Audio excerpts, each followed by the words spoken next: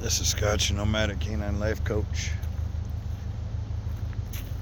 over in beautiful Mount Shasta, home of the Winnemem Winsu.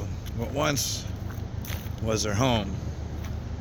The creation story is up on the mountain. Extremely spiritual mountain. Beautiful, gorgeous.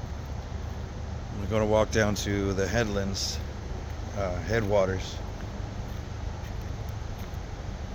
Japanese used to come out here on their travels.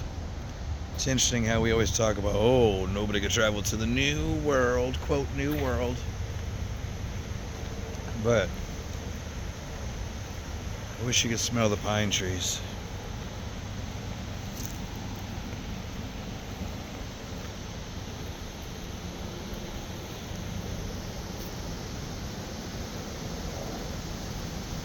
All the rules that are out here for the water, it's really disgusting.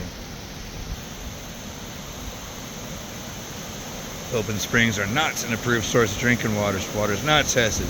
Keep off rocks above headwaters. Sensitive area, no wading into waters. If you ever drink Mount Shasta spring water, this is where it comes from. When they say bottled at the source, it's bottled up on the mountain not far from here.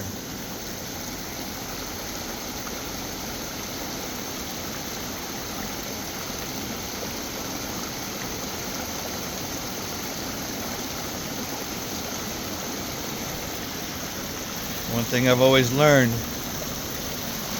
learned, when you're near water, it's a blessing. Not because it's scarce, but because it's a life giver. So I will be giving a little bit of respects, however we do it as white folks, and admiration and thanks.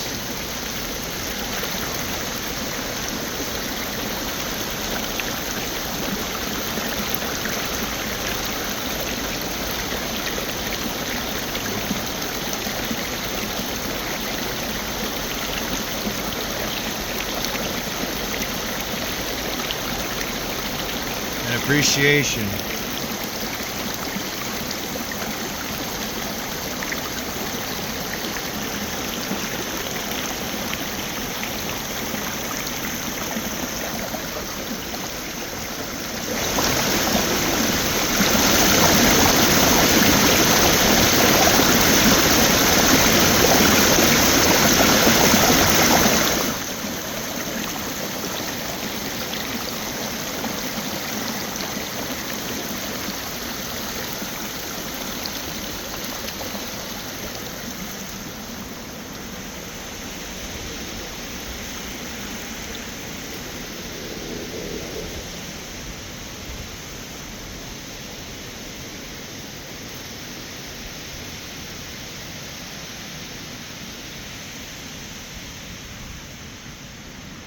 Is this really where the Sacramento River starts?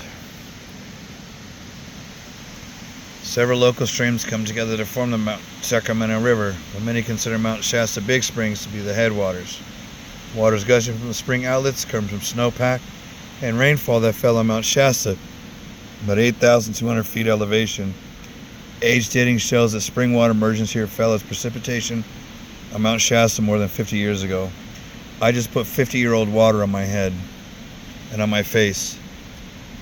For thousands of years before time of contact, the first people of this area settled by the waterways and pristine springs provided the necessities to carry on everyday life. This spring and its pure water were revered by the original inhabitants and continue to be honored by the present-day indigenous people. Winnemem Winsu.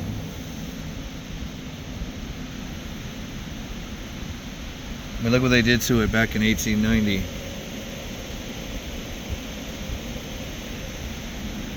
(2010). Even John Muir, Steep Woods. It is lined with emerald algae and moss and shaded with alder, willow, thorn bushes which gave it a fine setting.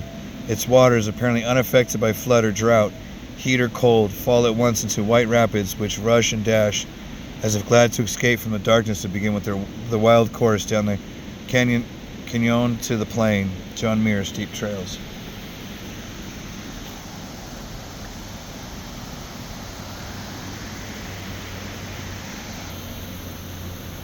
Mount Shasta headwaters. Original inhabitants, the first peoples, indigenous inhabitants, Winnemem Winsu, Pitt River, Toyon, and there's a few other Winsu nations, Middle Creek, that occupied this, that lived here together. Not saying they didn't have arguments and things like that, but they knew how to share resources because not everything was about a battle for what I can keep. It was actually shared resources, a home for people. Everybody knew what it took to live. It wasn't, oh, this is mine, ownership. It was caretakers. It is caretakers. And as a relationship, it is not as difficult as I thought. It's a lot of learning, but it's not as difficult as we think. You don't have to be a Christian or Amish to be a homesteader, to be able to live on the land. But it is very difficult, the laws, rules, and regulations on how to actually live, because according to our country, we can't live without government control. But, I mean, I don't know what these can do, but I know they're medicine. They can help. They're supposed to help. They always have helped. And indigenous nations have always known and always help us realize that. This is Scott. Have a good day.